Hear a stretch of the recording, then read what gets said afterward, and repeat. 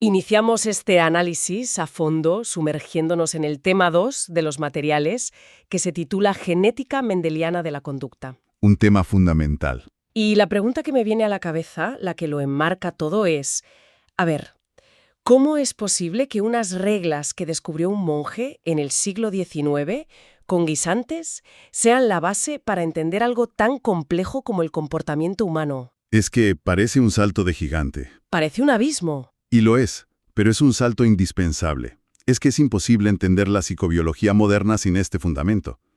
A menudo pensamos en genética y se nos va la cabeza al color de ojos, al pelo. A lo físico. Exacto, pero su alcance es infinitamente mayor.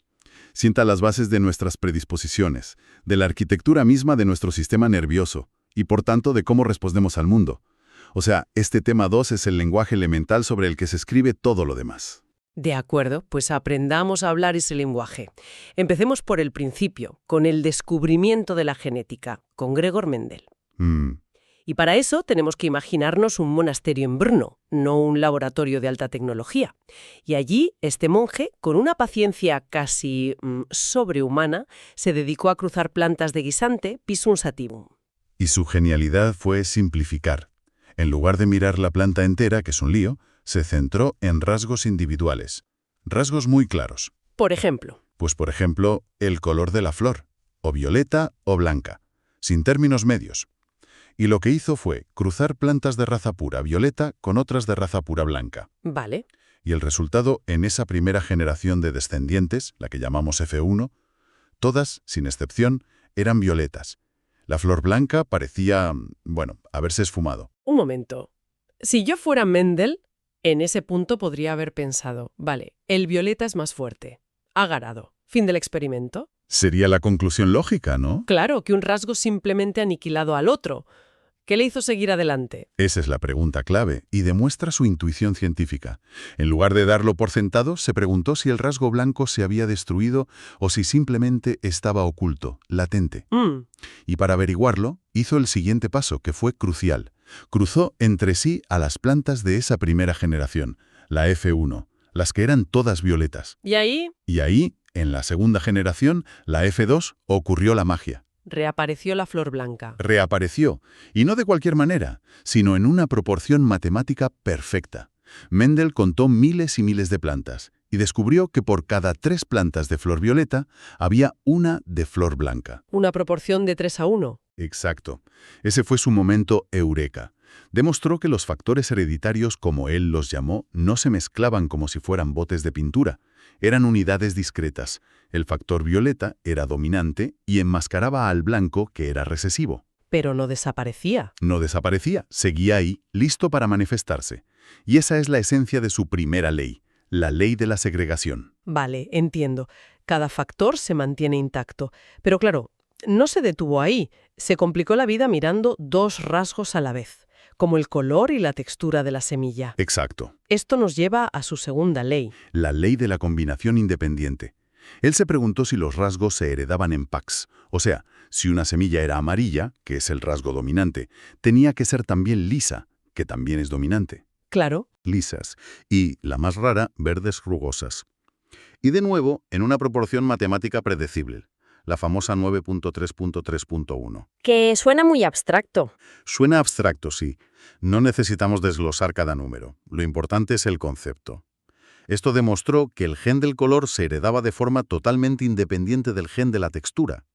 Cada rasgo iba por su cuenta. Como si se repartieran las cartas de 2 barajas diferentes. Justo, esa es la idea. Es increíble cómo dedujo todo esto solo con guisantes y paciencia. Vio el patrón, vio esos factores invisibles. Pero claro, esto plantea la siguiente pregunta. ¿Qué son exactamente estos factores y dónde se esconden en la célula? Esa es la transición natural.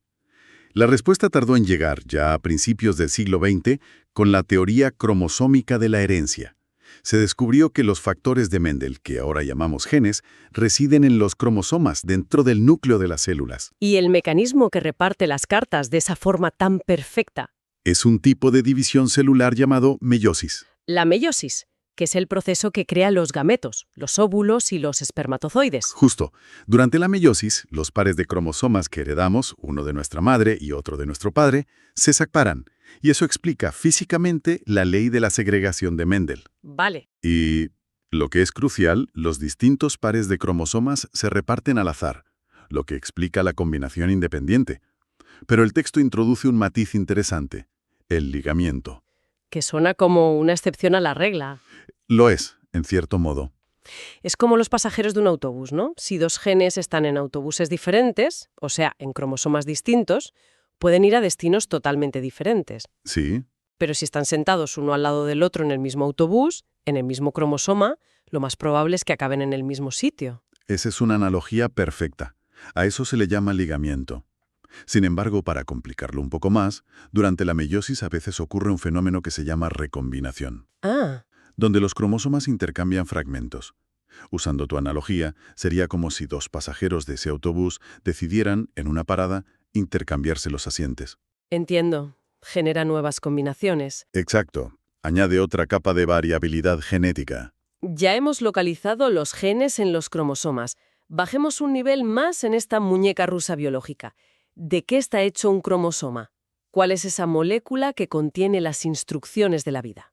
Es el famoso ADN, el ácido desoxirribonucleico.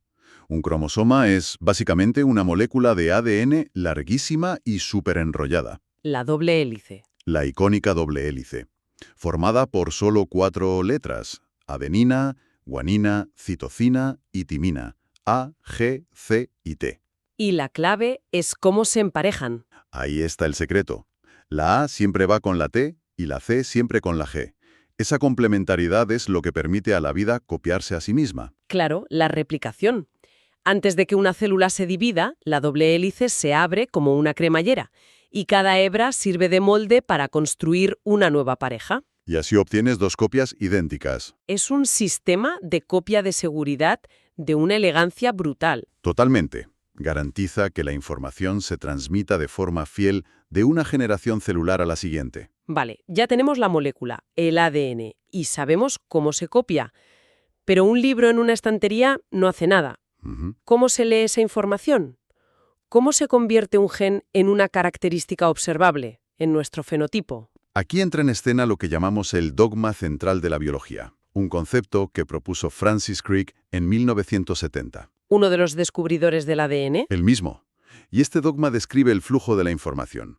Va del ADN al ARN y de ahí a las proteínas. El ADN está a salvo en el núcleo.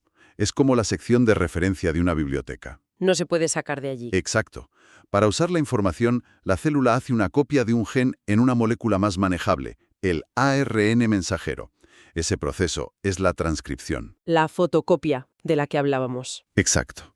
Esa fotocopia de ARN sale del núcleo y va a los talleres de la célula, los ribosomas.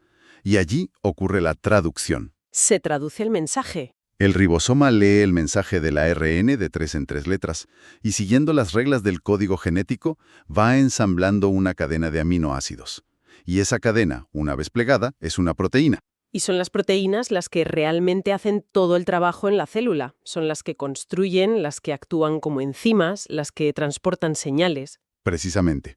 Un gen no se convierte en ojos azules directamente. Un gen codifica para una proteína que, por ejemplo, es una enzima que produce el pigmento marrón. Ah, claro. Si esa proteína es defectuosa, no hay pigmento y los ojos se ven azules. Las proteínas son las verdaderas ejecutoras del plan genético. Matices, ¿no? Es tan absoluto como suena. Es una excelente apreciación.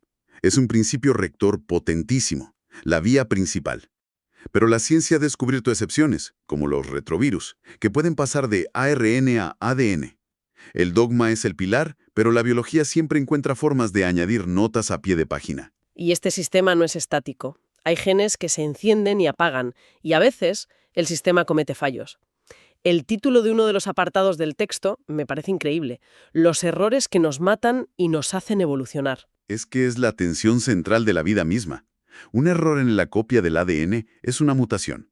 La mayoría de las veces esa mutación es neutra o es perjudicial, rompe algo. Claro. Piensa en ello como un casino. Cada mutación es una tirada de dados. Casi siempre no sacas nada o pierdes, lo que puede llevar a una enfermedad. Pero muy de vez en cuando sale el premio gordo, una nueva versión de una proteína que ofrece una ventaja. Y eso es la evolución. En esencia, sí. La evolución es un casino que funciona a base de estos pequeños y aleatorios errores. Sin mutación no hay variabilidad, y sin variabilidad la selección natural no tiene sobre qué actuar. Vale, hasta ahora las reglas de Mendel parecían claras. Pero la conducta humana rara vez es tan de guisante liso o rugoso. ¿Cómo saltamos de esa simplicidad a la complejidad de nuestro comportamiento? Aquí es donde abandonamos la genética mendeliana pura y entramos en las complejidades del mundo real. Un fenómeno clave es el pleitropismo, donde un solo gen puede afectar a múltiples características. ¿Vale? Y luego está la epistasia, que es fascinante. Piensa en ello como el cableado de una casa. Un gen puede ser el interruptor de la luz de una lámpara, Sí. pero otro gen es el interruptor general de la casa. Da igual que el interruptor de la lámpara esté en on, si el general está en off, no habrá luz. Entendido.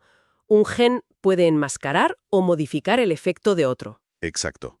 Y esto crea redes de interacción complejísimas que son la norma para rasgos como la conducta. Dejemos la teoría y vayamos a los ejemplos concretos que se mencionan, que es donde se ve el impacto real de todo esto. Por supuesto. Un ejemplo muy potente de herencia dominante es el gen FOXP2. Se ha visto que mutaciones en este único gen causan problemas muy severos en la capacidad para el lenguaje y el habla. Ojo, no es el gen del lenguaje, no. No, para nada. Pero su papel es tan crucial que nos da una ventana a las bases biológicas de una capacidad tan humana. ¿Y un ejemplo de herencia recesiva que sea revelador? El caso de la fenilcetonuria, o PKU, es el ejemplo del libro, y por una buena razón. Es un trastorno causado por un gen recesivo que impide metabolizar un aminoácido, la fenilalanina. Vale. Si no se trata, la acumulación de esta sustancia es tóxica para el cerebro y causa una discapacidad intelectual grave. Pero aquí viene lo asombroso. A ver. Si a un bebé con el genotipo de la PKU se le somete desde el nacimiento a una dieta estricta sin fenilalanina, su desarrollo neurológico puede ser completamente normal. Eso es increíble. Es como tener los planos de un edificio defectuoso, pero al usar materiales de construcción diferentes,